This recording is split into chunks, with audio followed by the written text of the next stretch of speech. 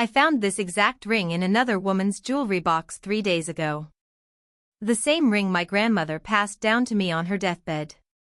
The ring my husband swore he'd never seen before when I asked him where it went. You know that feeling when your entire world tilts sideways? When everything you thought you knew about your life suddenly feels like a lie? That's exactly what happened to me last Tuesday afternoon, and I'm still trying to piece together how I got here. My name is Lily, and I've been married to Tom for 8 years. 8 years of what I thought was a solid marriage. We had our ups and downs, sure, but doesn't everyone? I mean, we argued about money sometimes, and he worked late more often than I liked, but I trusted him. God, I trusted him completely. The ring, it's not just any ring. It's a vintage sapphire surrounded by tiny diamonds, set in white gold. My grandmother wore it every single day for 63 years. When she was dying, she pressed it into my palm and said, "This ring has seen 3 generations of love, Lily. Don't let it see betrayal." I wore it on my right hand every day since then. Every single day. Until 2 weeks ago when I woke up and it was gone.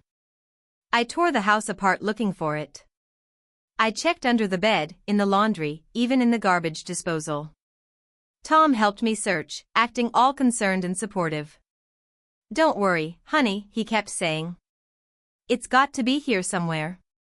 Maybe it fell behind the dresser or something." But there was something in his voice, something that didn't sit right with me.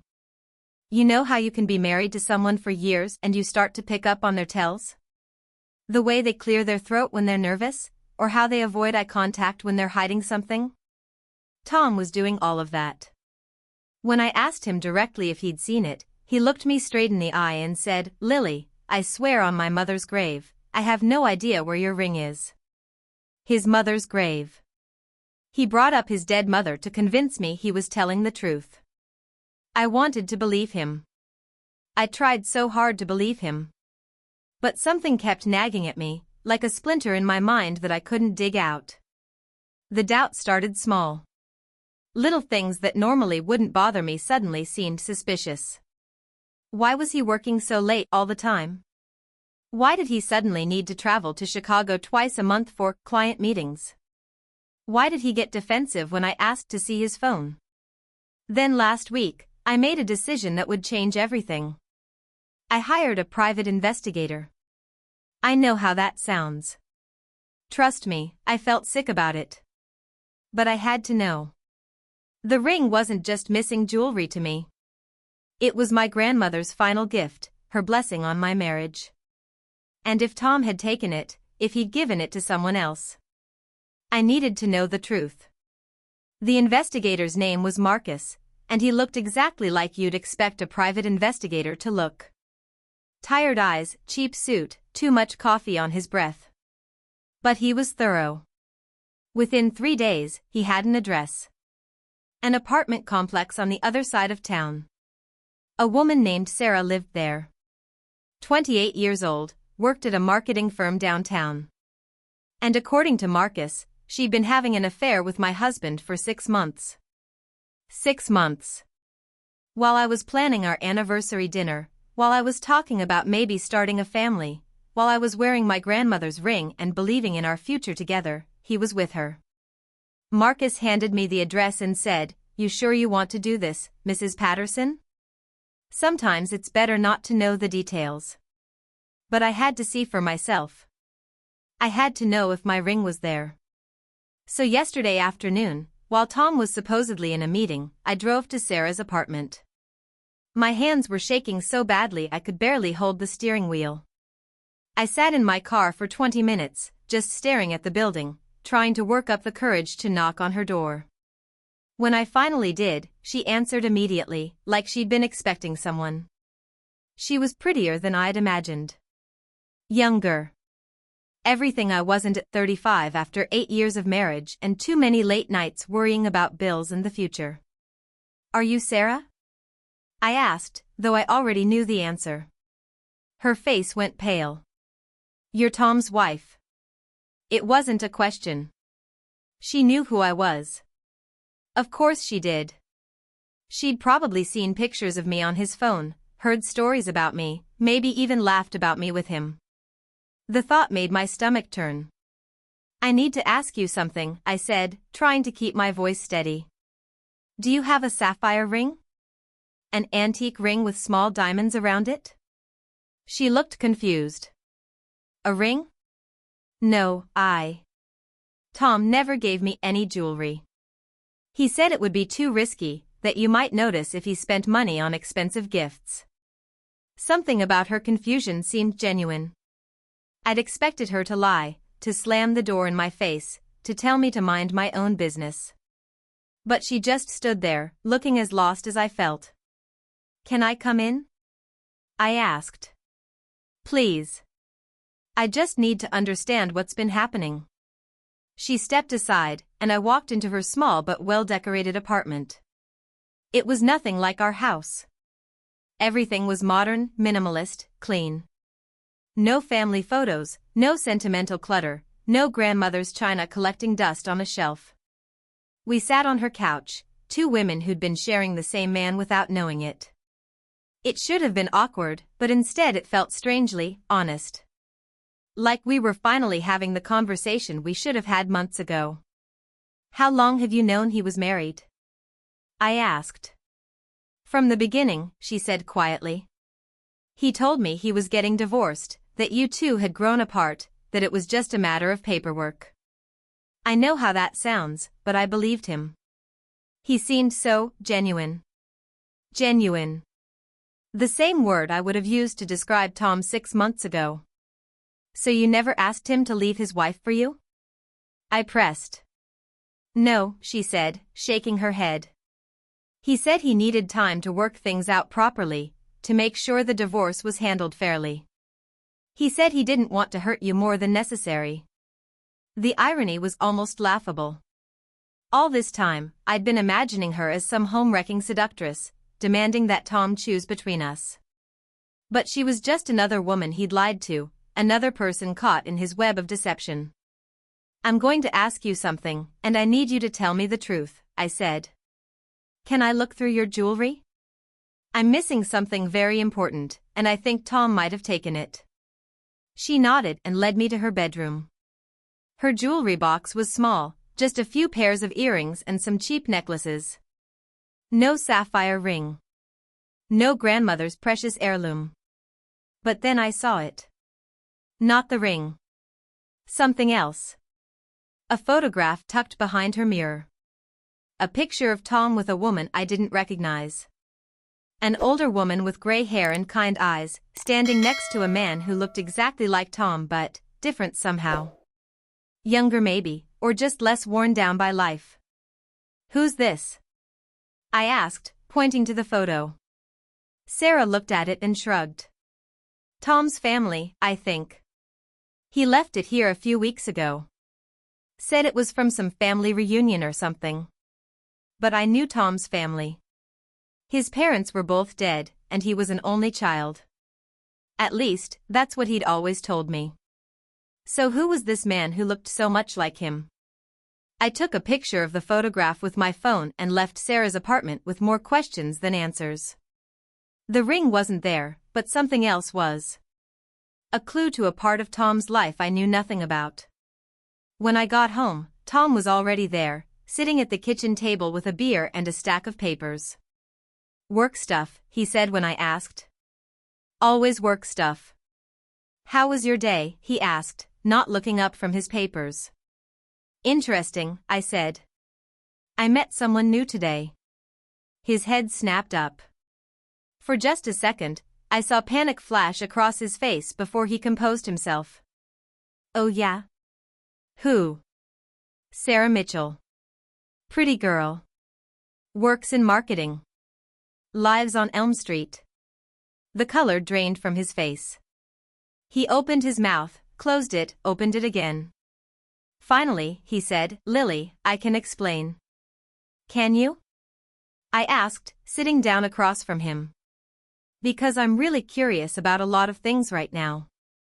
Like why you've been lying to me for 6 months. Like where my grandmother's ring is. Like who this man is. I showed him the picture on my phone. The change in his expression was immediate and dramatic. He looked terrified. "Where did you get this?" he whispered. "Does it matter?" "Who is he, Tom?" "Because he looks exactly like you, and last time I checked, you were an only child." Tom stared at the photo for a long moment, then put his head in his hands. "His name is David. He's my brother." "My brother." The words hit me like a physical blow. 8 years of marriage, and he'd never mentioned having a brother. Not once. "Your brother?" I repeated. "You told me you were an only child. You told me your parents died when you were young and you had no other family." "I know what I told you," he said, his voice muffled by his hands. "But it's complicated, Lily. David and I, we don't get along. We haven't spoken in years." "Why?" He looked up at me, and I saw something in his eyes I'd never seen before. Fear, but not just fear of being caught in a lie. Fear of something deeper, something that had been eating at him for a long time. "Because he's jealous," Tom said quietly. "He's always been jealous of everything I have.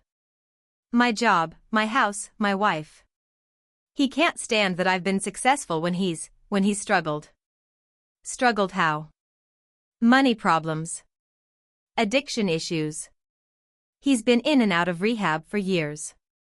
Every time he gets clean, he comes around asking for help, and when I don't give him what he wants, he tries to sabotage my life." I stared at my husband, trying to process what he was telling me. "So you've been lying to me about having a brother for 8 years because you were afraid I'd find out he has problems?" "It's not that simple," Tom said, standing up and starting to pace. He's dangerous, Lily. Not physically, but he's manipulative. He knows how to get inside people's heads, how to turn them against each other.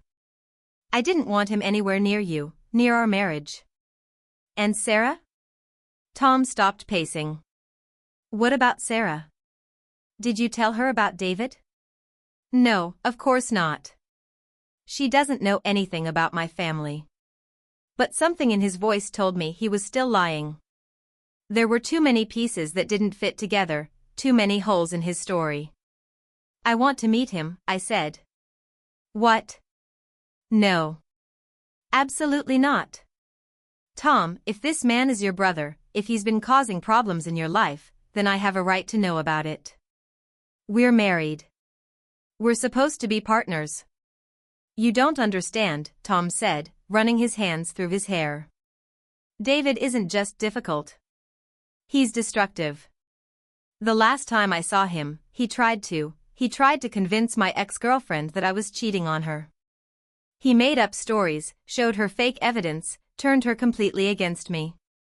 That's why that relationship ended." "When was this?" "Right before I met you. About 9 years ago." 9 years ago. Before our relationship, before our marriage, before I trusted him with my heart and my grandmother's ring. But if David had done it once. "Tom," I said slowly, "what if David is the one who took my ring?" He stopped pacing and stared at me. "What?" "Think about it. You said he's jealous of what you have. He's manipulative. He knows how to sabotage relationships. What if he took my ring to make me think you gave it to another woman? What if he wanted to break us up?" Tom's face went white. "He couldn't have. He doesn't even know where we live." "Are you sure about that?" He wasn't. I could see it in his eyes. He wasn't sure about anything anymore. "I need to call him," Tom said, reaching for his phone. "You have his number?" "Of course I have his number. I never use it." He dialed, and I watched his face as he waited for someone to answer. After a few rings, he said, "David? It's Tom. We need to talk." I couldn't hear the other side of the conversation, but I could see Tom's expression growing darker with each passing second. "No, I'm not calling to ask for money," Tom said. "I'm calling because my wife's ring is missing, and I think you might know something about it." A pause. Tom's grip tightened on the phone. Don't lie to me, David. I know you've been watching us. How else would you know about? He glanced at me. About Sarah? My heart stopped. David knew about Sarah. But how? Meet me at the old warehouse on 5th Street in an hour, Tom said. And bring the ring. He hung up and looked at me. He has it. He admitted it? He didn't have to. I could hear it in his voice. He's had it this whole time. I felt a mix of relief and rage.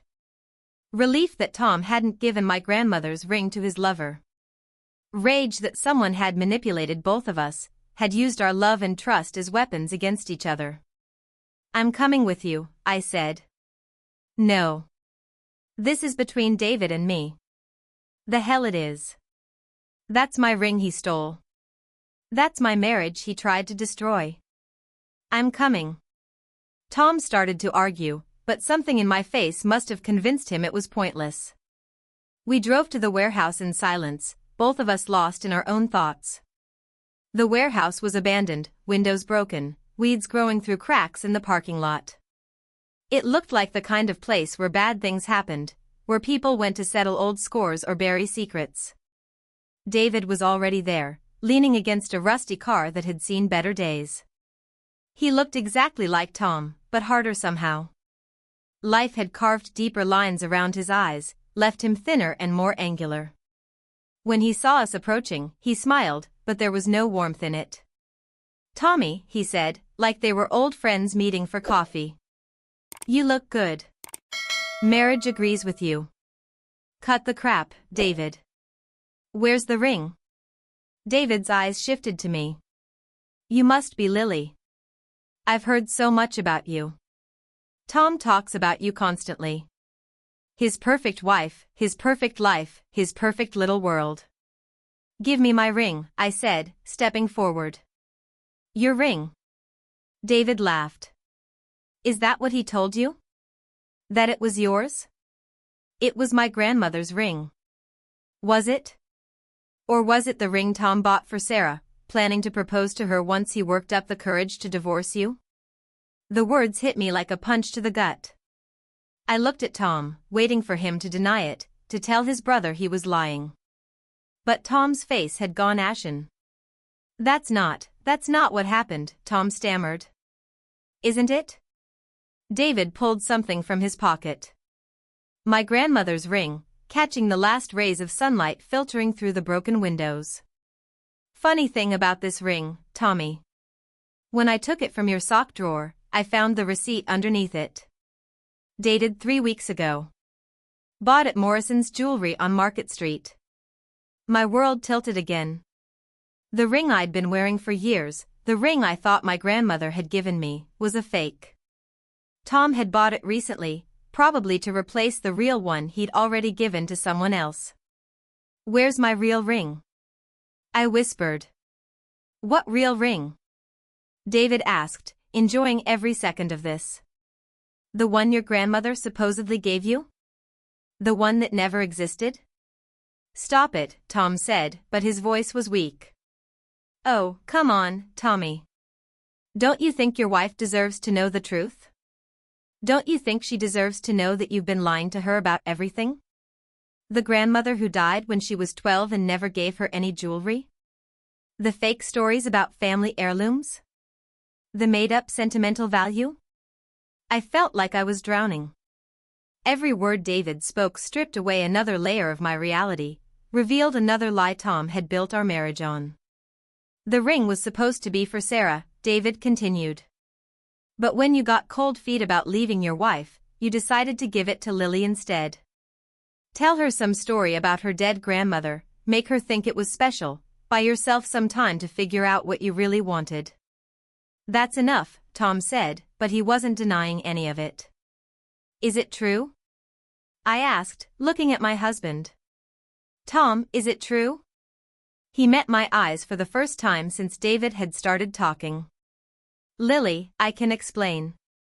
Is it true? A long pause. Then, quietly, yes. The word hung in the air between us like a death sentence. 8 years of marriage, built on lies. A ring I'd treasured, thinking it connected me to a grandmother I'd never really known, was nothing more than a placeholder for a proposal that never happened. Why? I asked. Because I was confused, Tom said. Because I thought I loved Sarah, but I realized I love you. Because I made a mistake, and I didn't know how to fix it without hurting you. So you decided to hurt me more? I decided to try to make it right. I ended things with Sarah, I gave you the ring, I recommitted to our marriage. I thought if I could just get back to how things were before. Before you decided to leave me for another woman? Tom flinched. I never actually decided that. I thought about it, but I never decided. You bought her an engagement ring. I know how it looks, but... You bought her an engagement ring and then gave it to me with a fake story about my dead grandmother. I was trying to save our marriage. By lying to me? By choosing you, Tom said desperately. By choosing us. I looked at the ring in David's hand, this symbol of everything false in my life. And what's your part in all this? I asked him. David smiled again. I'm just the messenger, sweetheart. The brother who's tired of watching Tommy get away with everything while I get nothing. So you decided to destroy his marriage? I decided to reveal the truth about his marriage. There's a difference. And taking the ring? What was that supposed to accomplish? That was supposed to make you suspicious enough to start asking questions. Which it did, didn't it? You hired a private investigator, tracked down Sarah, figured out that Tommy was cheating. My only mistake was not realizing the ring was fake too. I stared at both of them, these two men who had manipulated me, lied to me, used me as a pawn in their twisted family drama. Tom, who had built our entire relationship on deception. David, who had destroyed it for revenge. Give me the ring, I said to David. Why? It's not really yours. Because Tom bought it for me. Whatever his reasons, whatever lies he told, he gave it to me. That makes it mine. David shrugged and tossed the ring to me. I caught it, this beautiful fake thing that had meant everything to me just hours ago. So what now? Tom asked. Lily, I know I messed up, but we can fix this.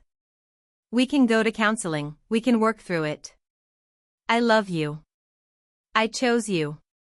You chose me after you got cold feet about choosing someone else, I said. That's not the same thing. But I did choose you. In the end, I chose you. I looked at the ring in my palm, then at my husband's desperate face, then at his brother's satisfied smirk. 3 weeks ago, I thought I had a happy marriage and a precious family heirloom. Now I had nothing but lies and a piece of jewelry that meant nothing. But as I stood there in that abandoned warehouse, holding a fake ring and facing the wreckage of my marriage, I realized something important. I didn't need Tom's choice to validate my worth. I didn't need his lies to make me feel loved. I didn't need his fake ring to connect me to a past that never existed. What I needed was the truth. And now I had it. I'm filing for divorce, I said. Tom's face crumpled. Lily, please. Don't let him win. Don't let David destroy what we have. David didn't destroy what we have, Tom. You did. When you decided to have an affair. When you decided to lie about it. When you decided to give me a fake ring with a fake story about a fake grandmother. We can start over, Tom pleaded. We can build something real this time. We could have built something real 8 years ago if you'd been honest with me. But you weren't.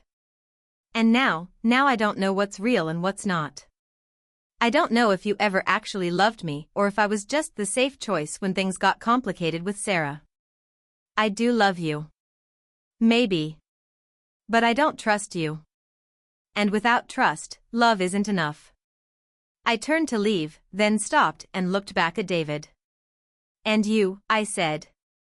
You think you won something here? You think destroying your brother's marriage makes you the victor in whatever sick competition you two have been playing? David's smile faltered slightly. You're both pathetic, I continued. Tom, for building a marriage on lies. And you, David, for being so bitter about your own failures that you had to sabotage someone else's happiness. You deserve each other. I walked away from both of them, leaving them standing in that broken-down warehouse with the ruins of their relationship scattered around their feet. As I drove home, I slipped the fake ring off my finger and dropped it in the cup holder. I was done carrying symbols of other people's deceptions. 6 months later, the divorce was final. I kept the house, Tom moved to an apartment across town, and David disappeared back into whatever hole he'd crawled out of. Sarah and I never spoke again, but I heard through mutual acquaintances that she'd started dating someone new, someone who was actually single this time. As for me, I'm learning to trust my instincts again. To value honesty over comfort, truth over convenience. I bought myself a new ring last month, a simple silver band with my birthstone. Not because it connects me to anyone else, but because I chose it for myself. Sometimes I wonder what would have happened if David had never taken that fake ring, if I'd never hired that private investigator, if I'd never learned the truth about Tom's affair. Would we still be married? Would I still be living in that house of lies, thinking I was happy? I guess I'll never know.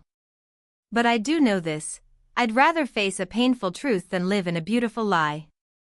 And sometimes, the people who hurt us the most are the ones who force us to see what we've been refusing to acknowledge all along.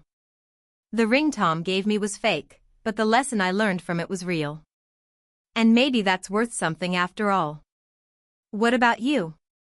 Have you ever discovered that something you treasured was built on deception?